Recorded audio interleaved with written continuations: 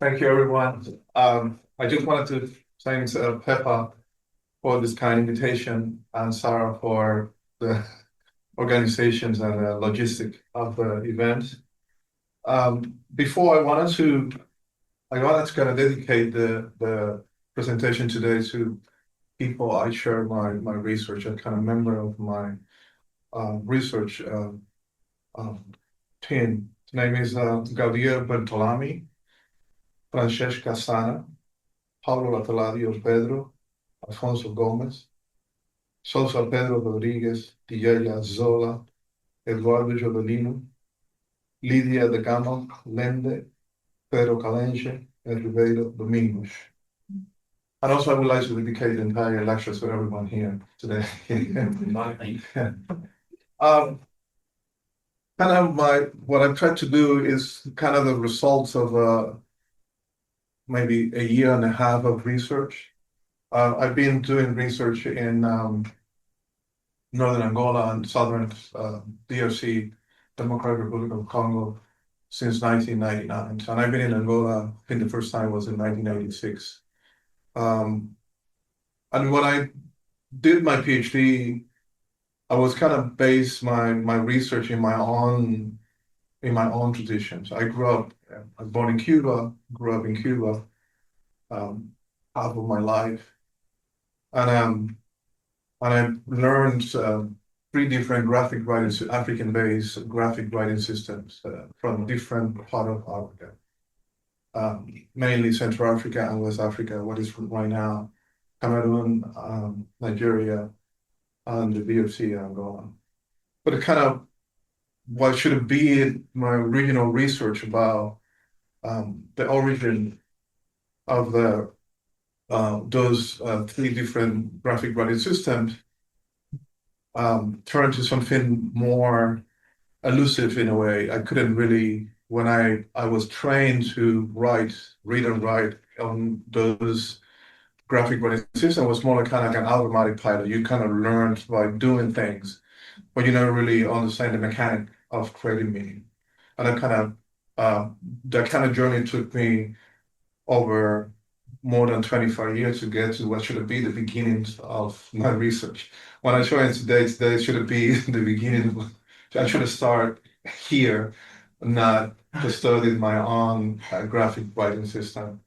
Um, kind of what I kind of give the field work is start from in 2020 to 23, before just the day before I had to leave, someone came to my research center is inside of a captured mission in Kongo, right in the north of Angola, in the border with the DSC.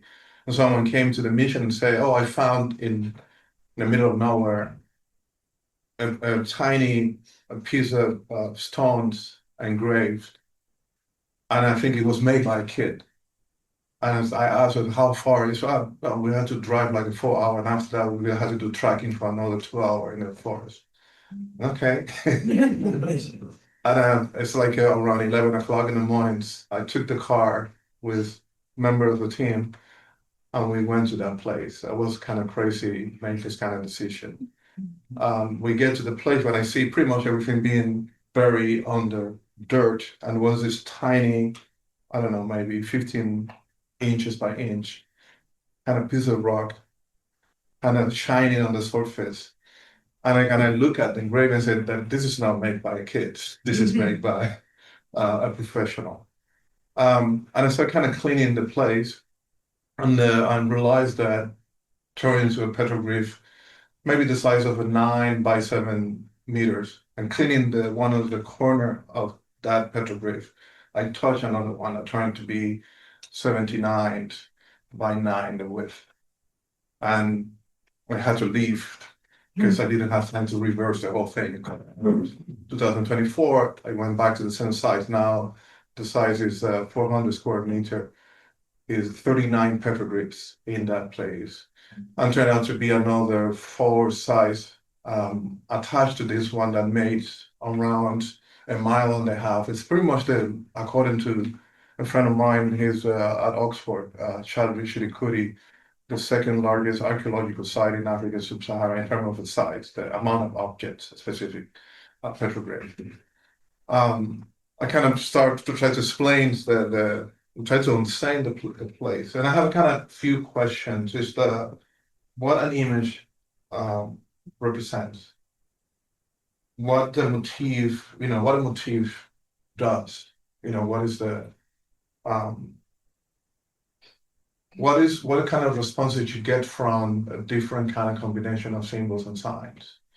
Um, what humans or non-humans or spiritual activities are implicated in this process of the coding displays, the kind of a general question. It took me to three different kind of set of category. One is the sensorial cosmogonical inscriptions, type inscription in the place. I sensed it at the beginning, but I couldn't have a perfect answer until I did a little bit more of research. And there also was a kind of reciprocal relationship between the site in itself and the environment. And the last one, I realized the symbol used to be kind of alive. And that's the kind of sense I get based in my own understanding of one of the graphic writing systems I grew up that came from that area that I studied, and I kind of, written about that before. But I didn't have a kind of ancient evidence. But what I kind of, this is kind of the area I do the research. You get a sense where it's in Africa, Central Africa, right in the border.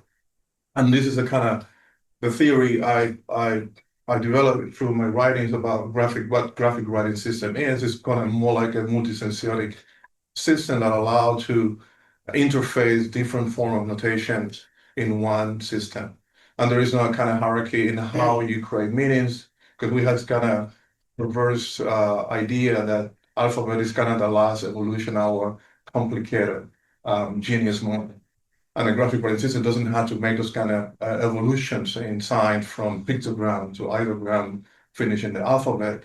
The system utilizes any kind of notation that serves a purpose of communication. But it's pretty much we kind of give it a sense of, and that the historical foundation go back into the historical research being conducted in the 70s by Angolans and Portuguese scholars. And you can see go back to 7,840 years ago. This is the oldest of rock paintings found in this particular area.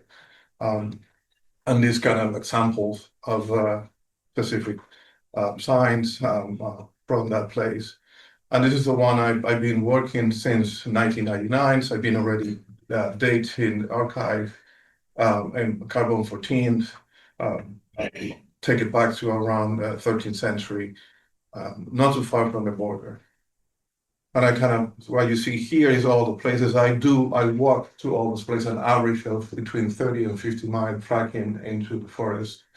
And I live in now June 15 for another 2 months to do exactly the same, kind of marking what you see here is all the places I walk into there. But the first things I want to kind of give a sense of historical evidence from my research and from previous research about the ability to people from that particular region to notate something important as time. That I think is important to understand how we relate it to the physical environments. And this is one particular site called that is the Fuiri.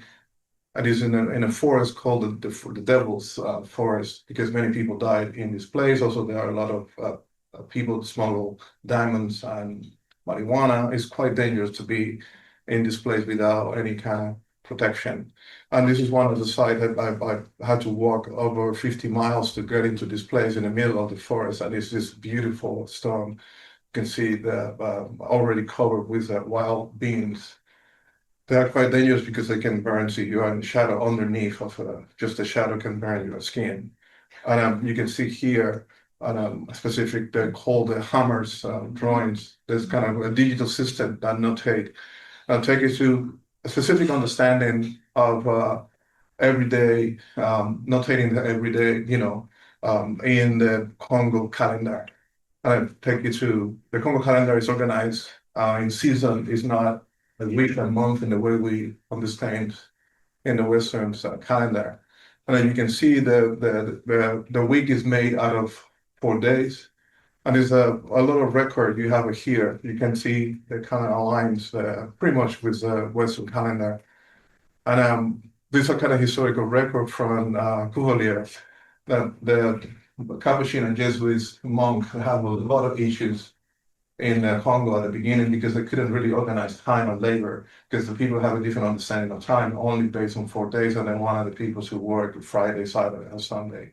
And that's kind of all of the record in the Capuchin's literature, kind of struggling to try to convince the people that move from 4 days to 7 days, that kind of go back into this structure that kind of mark one of the season in the organization of the time throughout the year. And you can see now the comparison between the dates in the Kongo version on the top and the Gregorian calendar on the base. But now, on the art of writing, that's kind of a big question. And is that go back into this, how we create meanings. In a way, I learned it was more kind of memorizing symbols. And the Congo based graphic writing system in Cuba, you had to memorize over 5,000 symbols. And you had to learn at an early age to become that person who is the one that trained everyone also to remember those symbols. That kind of was my job, my position as a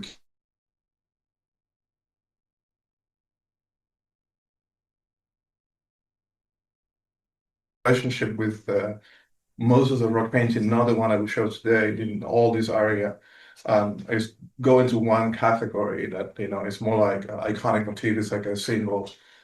One of the most important feature of rock painting and the graphic writing system in Central Africa, they are attached to a proverb. It's a unique tradition. You won't find this in other places in the African continent. And one sign or one symbol is linked to a proverb. I mean, you will have a series of proverbs connected all together in a narrative. And it's just, they could be symbol isolated like this. They are kind of floating here. I just kind of give it a kind of rough translation of the actual proverb, the actual representations, and the explanation of the proverb, because every proverb has like a 3 stages of explaining what that means. And everyone kind of stores those explanations at one single time. And I'm saying the level of literacy that go with the symbol is higher than what is represented in the image on the surface of the rock in this particular case. The second one is iconic narrative that allow to articulate more complex issues, specific issues related to the law. And is, for example, in Kikongo language, the term for um, um, the word for narrate, it means zanza, and it has to do with educational purpose. And also Sansa have these kind of three important elements: and events and actions and a description to educate someone. And I go into this particular panel here is based into Ndembo, is a society, specific society that regulates all of the customary law.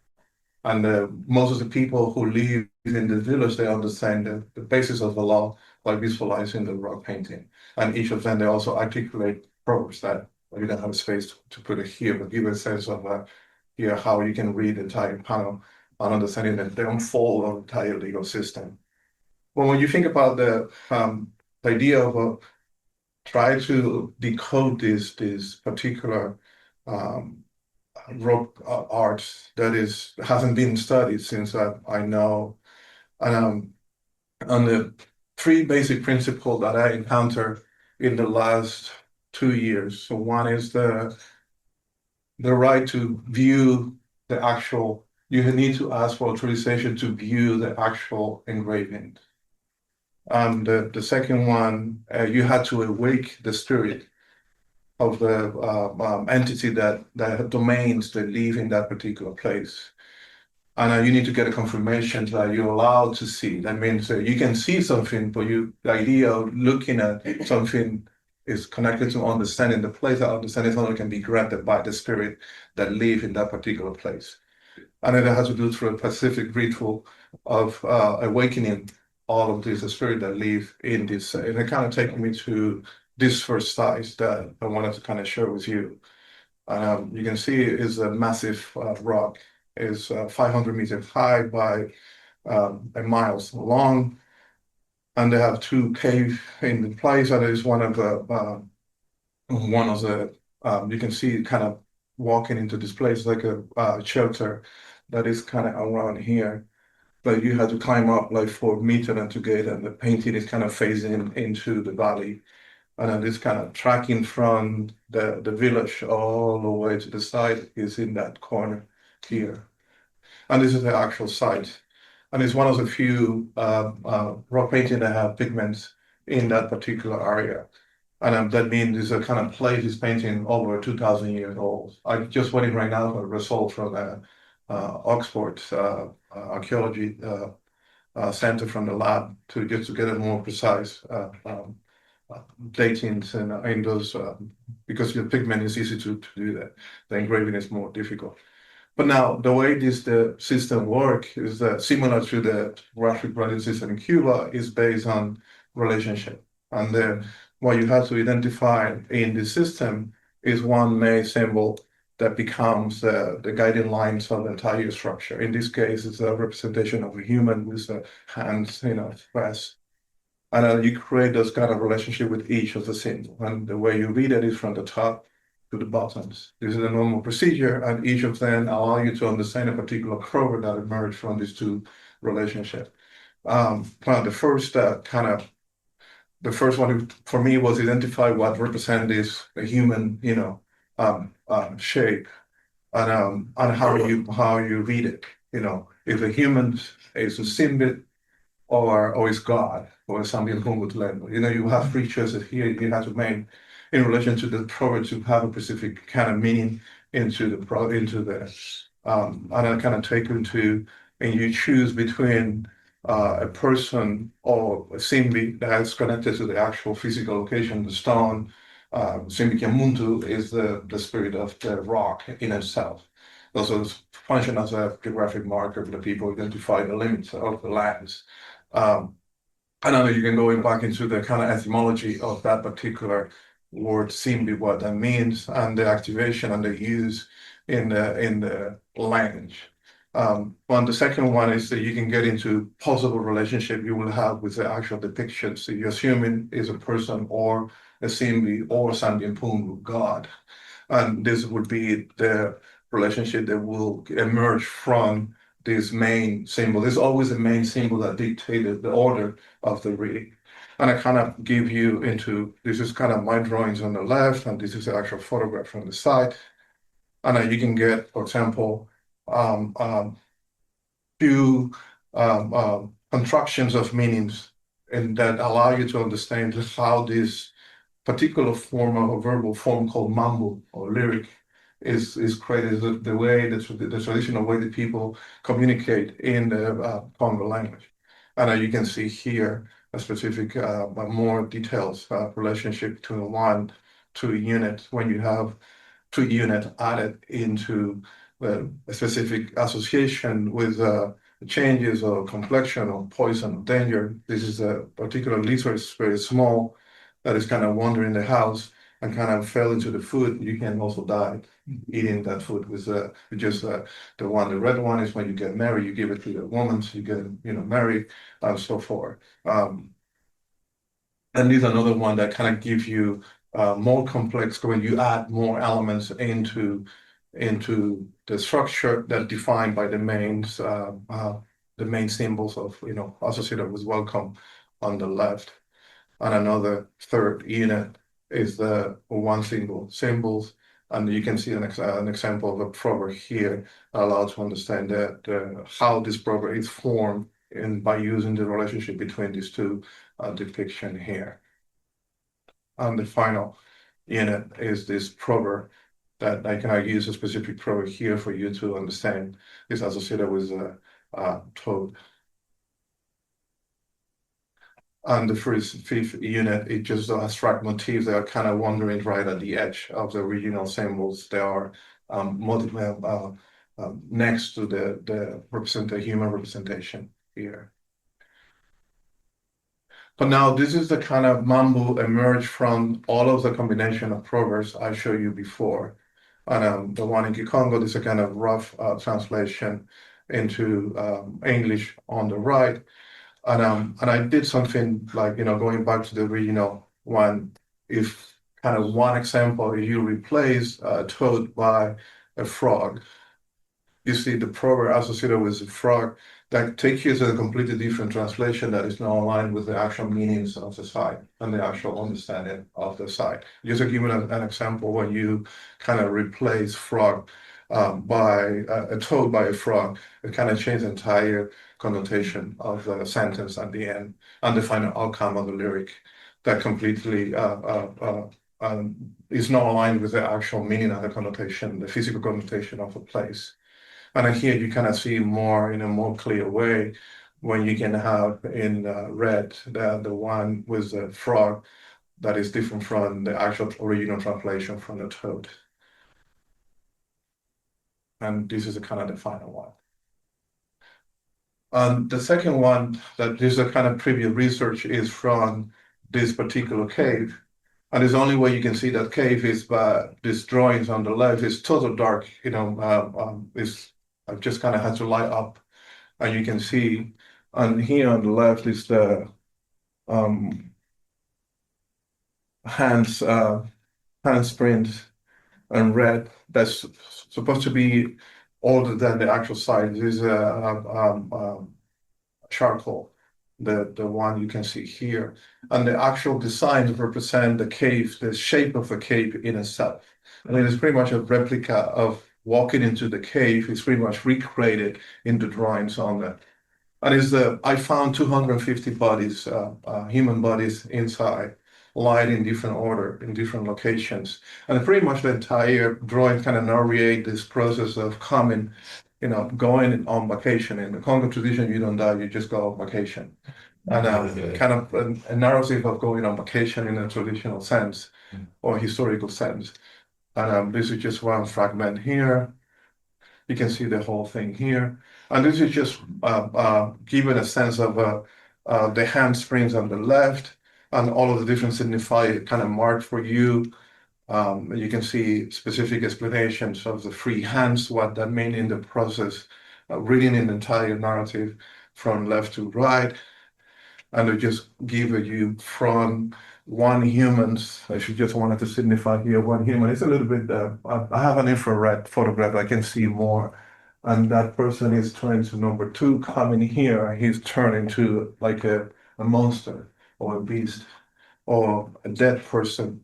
That is also, this process of formation that a fully human here to become something else in this process here out of when he passed the neck of the entry gate into the cave.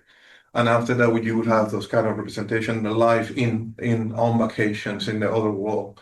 And then you have a mother and fathers and a child, and a different representation. They are important here because they are contextualizing historical arts in the area. And then you have here examples of the woman carrying the box on the left, the trumpet on the right, that was the husband. And you can see here on the left. And this is pretty much the entire reading of the plays. Now, the last one I wanted to share with you is this is the one I kind of connected to me, give a sense of all of my learnings and practicing the graphic writing system had to do with Ensensero di Amatadi. Ensensero di Amatadi, that means is a rock that being carved through time, millions of time, years and years by water. That means there's supposed to be a river that went through. It's the way they use that name to signify that rock that being carved out by the water. And they selected that rock specific for that features. And you can see the places that, go into the place. And then this is just one example of the engraving. And all of this stone that used to be buried under the dirt for, I don't know exactly how many years I did research on that. And this is just one example of this given sense of using firearms to explain the meanings, how old, because you can see evolution of firearms for 500 years being depicted on the surface of I had to wet, this is a kind of technique I designed to use water, use the light that reflections of the light in the water in the engraving to do a better photograph. It's something I've been doing because the overcast, so pretty much is if you have an hour or 2 hours just to take the photograph when you get there. Just giving a sense of the firearms are kind of on the left. This is just for my drawings. Um, just give in a I know I have 5 minutes to finish this. To just a historical example from travel narratives that in somehow representing those kind of procession you will find in those places that I'm guessing right now is over 600 years old. So this is an actual drawing example I did in situ, and it's around 2,000 unit. This is from 2024. 18,000 signs and symbols are already recorded by hands in situ. And I arrived to the conclusion that place is associated to a particular society called Kimpasi and two other societies, initiatory societies that depends of initiation in Kimpasi, Ndembo and Lembo. And what I have for you is a few different Kimpasi is a society that been declared as that disappeared at the beginning of 19th century, according to John Thornton, the historians. And there is not any evidence that no one really hasn't really done any kind of research. And I've found enough evidence that point that that site is connected to Kimpasi society. And there's a Manwin also that wrote a book in the early 19th century about the society, and Fukia also was a member of that who wrote a book in 1967 that I have. But I kind of give it a sense of to just finish here. This is one of the sections, 2 meter by 3 of the site. When I was initiated in the Kongo religion in Cuba, there was a ceremony called La Estrella que nunca se acercó, the star that never came close. And in order to become a priest, you had to harness that power of that star that is always hovering in the sky. That is something I learned as a kid and as an adult all my life. And it's pretty much what happened in here in this kind of tell the story of initiation of Mendembo, the final graduation of the person that had to catch that star that is elusive, that doesn't want it to be catched by anyone. And the power is in that process of, aspiring to this light, And then you can see the infrared photograph, kind of the overlap of the drawings, my drawings into the actual original engraving. And then you can see here, and now going through, identifications of actual archetypes, the two important type of priesthoods. They are preparing this person to catch the star here. Now that is hovering in the sky. It's like, the zigzag sign of represent the actions the star doesn't want it to be catched by anyone. And then you can see here. And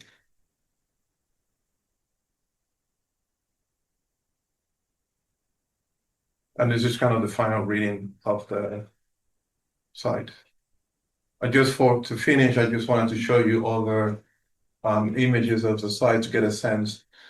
70% of the images that are pregnant movement is unique of the site. This is not all the sites that I know in Angola or even in Central Africa. They have an amount of representations like that, humans and animal, all type of animals, different type of technology, not just weapons, but just giving a sense here.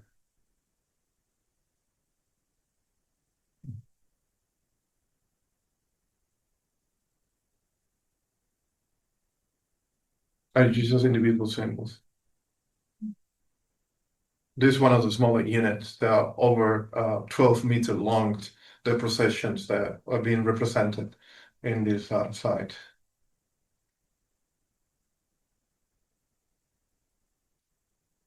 And the last things I wanted to do is to create a botanical garden to protect the site. And I'm kind of give it back to the community and, reason why they should preserve this place. And I'm working on it right now with the help of the Pope through his ambassador. Then I think they think that is a good idea. I didn't convince them. I think I just explained why I need it, and they say that is a great idea. Thank you very much.